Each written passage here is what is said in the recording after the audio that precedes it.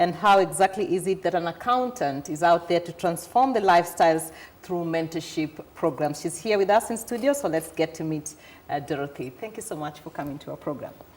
Very quickly, just tell us, who is Dorothy Chepkoech? I am 32 years old. I am a mother of 2 children, a wife, so many things, but here and today I am the founder of the Gender Platform and an accountant. An accountant who is interested in gender issues, mentorship issues. Tell us how that has happened, your story. My interest in mentoring and community service comes from the fact that how I've grown up, my upbringing, my childhood, and I grew up with an ambition to be different from my circumstances. So that's how the community and how the interest to also help others to also think better or to be greater than their circumstances. Where did you grow up, your childhood, that has sort of made you want to reach out to other people? I grew up in Kericho, and at that time we used to go to school barefoot. So, and going to school barefoot exposes you to a lot of things, but even though I went to school barefoot, I am now here today, and it is that story, that growth, that experience that makes me want to go back and tell people that even though you go to school barefoot, you can still become something other than barefoot. Which school was it that you attended, and what was it like? If you were to be told, tell us about your childhood, going to school barefoot and saying that one day I want to wear shoes, today you're in heels. Yeah, going to school barefoot in Kericho, it's a very cold place. Means you'll go, you get hurt by stones or pebbles and stuff like that. So it's a very tough way of growing up. It's cold. You're walking to school barefoot, and basically it is thought of Kericho to be a very wealthy place, but when you go into the heart of the villages, there's a lot of challenges in terms of resources. So growing up there was a bit challenging. Yeah. Which school was it that you attended? It was called Chepkoech Primary School, which I have continually tried to mentor the pupils of the same school. Yeah. What is it? What does the mentorship program that you try to reach out to young people entail? Come again? The mentorship program. What is it all about? It's about motivation and mentorship, actually, motivation and mentorship. Where, for example, we go after every KCP exams, we go and analyze, for example, who performed better, who improved better, who behaved better, and which teachers were more supportive according to the students. So out of that analysis, we give awards. For example, we give books, revision kits, and then we also talk to the children. And for the classes of class 6 to 8, we give them sanitary towels, and we give them constant support. Yeah. And how is it that you're able to come, to be able to get all these things that you go and, sort of try to give the young people? I mobilize mostly my friends and colleagues, and most of them know that I have a passion for helping people. So each time I make an appeal to them, they're willing to give. And for that, I'm grateful. Not many 32-year-olds, will be very keen in, sort of doing what you're doing, reaching out to young people, sort of giving back to, society. So where would you say, you actually got the drive, the passion, and also, the thinking that, I can open my own organization where I can use it to mobilize other people to come and help other people? Okay, it started when we were invited into another forum like now, the Gender Platform. It's called IT Skills for Rural Kenya. It's a UK-based organization, so they invited us, and myself and other guys who are accountants went to teach the locals how to use basic skills. So in the process of doing that, I realized that we can do much more for more people than just the people that were there. So we discussed and saw that we probably need a bigger forum, a bigger platform that has more themes and more ideas and more resources that can address more people. What are some of the challenges that you go through in trying to mobilize, particularly resources? Because it's not easy to convince people to actually put their money in something that they don't really understand, particularly given you're a young person. Okay, that's a very big challenge, because most of the time, I think it's a Kenyan way. Oftentimes you hear asking for money for a harambee, for a wedding. Exactly.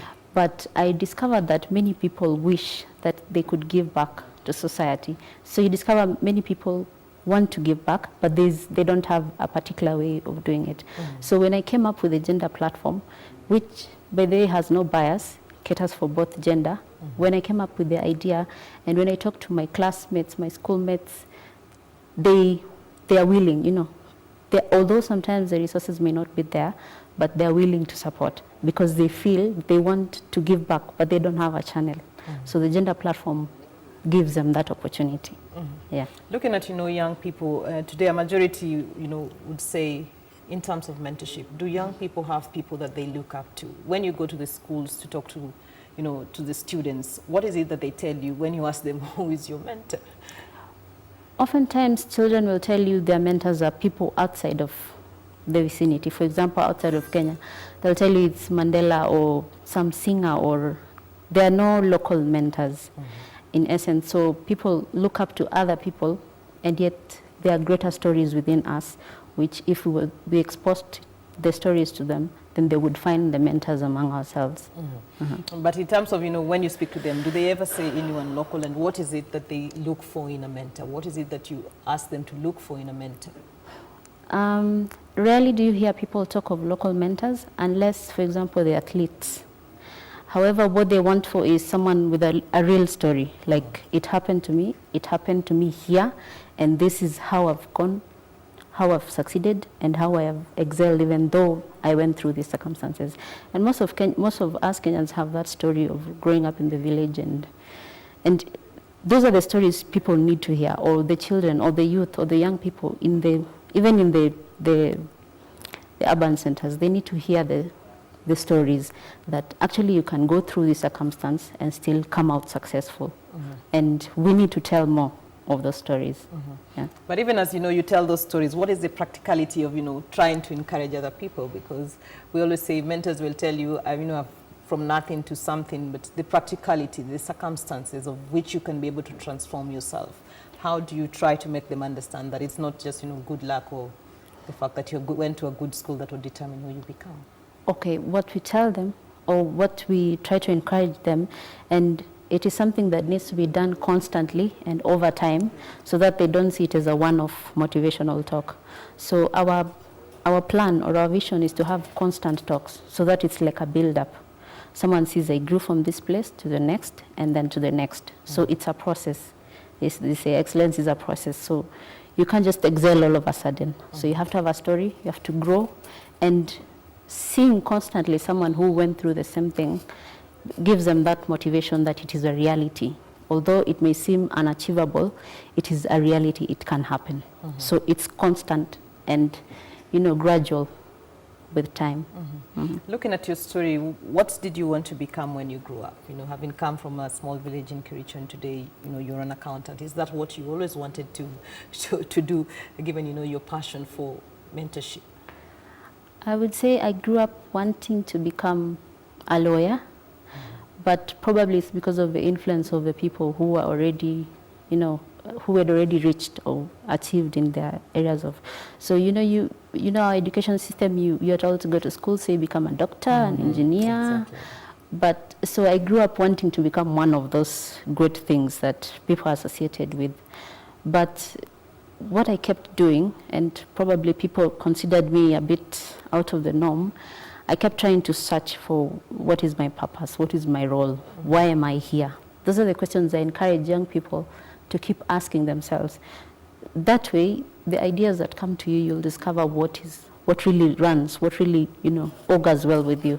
And so I discovered through that constant self-search, self-analysis, I discovered my strength is in, or rather my passion is in giving and giving back to society and seeing people change through small things. It's been, about a year since you started the organization. What are some of, the key achievements that you can say you've been able to do? Have there been people that you talked to and they came back and told you, you know what, Dorothy, what you told me is actually happening to me right now and I'm grateful? Yeah, a story I have is from the primary school, where we went to mentor the Chepkoech Primary School. We went there the first time in 2013, and according to the school, the levels of discipline were down, the levels of performance were down. But after we went to give the talk, after we went to support and talk to the children, actually at the following year we went for the prayers for the class 8 candidates, and it was an emotional event because the children felt someone actually cares, someone who was here actually cares, someone went out there and came back.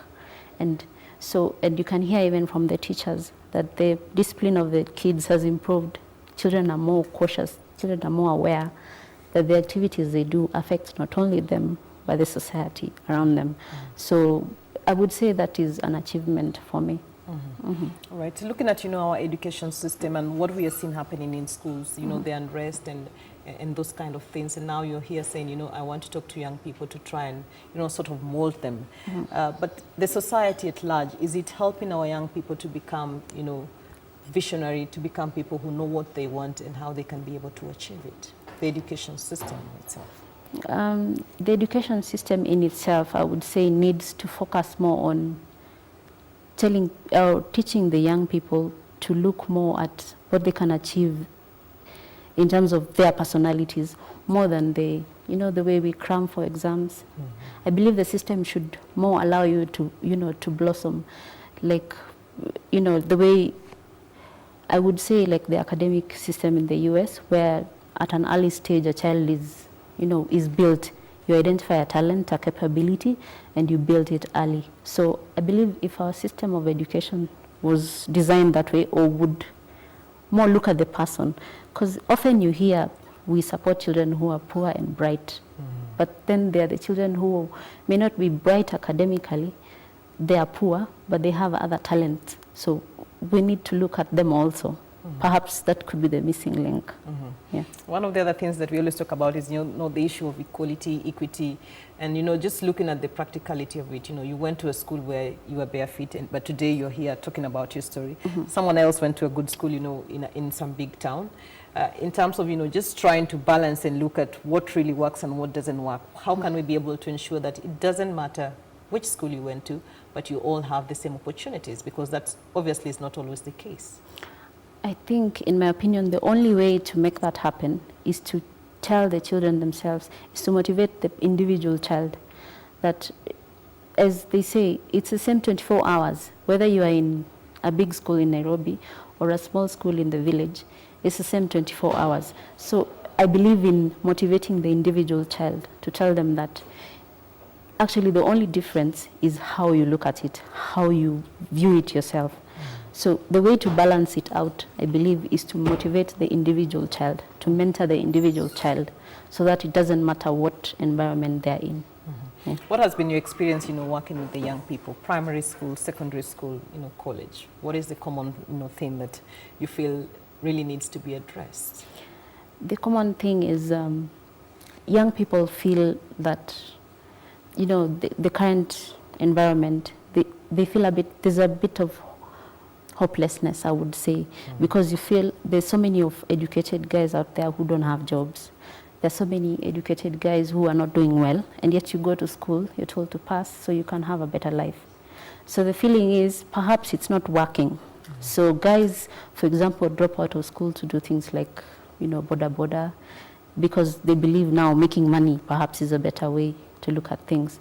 So there's a bit of disheartenment, which with more mentorship and motivation and a lot of, refocusing, it can be dealt with. And do you think you managed to convince them? Because we see people going to school, you finish everything, you go to university, you get your degree, but still there are no jobs. I mean, how do you still manage to give them hope despite all these issues of unemployment and what you're just saying? So I give them hope by telling them that don't go to school so you can get a job. Go to school so that you're equalized, so that you get, you get an equal platform. So go to school, but build on your talents, build on your capabilities as an individual. Look for something that you can do that can employ you so that you don't have to look for a job. So oftentimes, our NGO is young.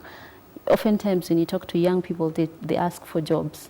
So I tell them, I need you to look for a way to employ yourself. So are you, for example, a writer? Are you talented in singing?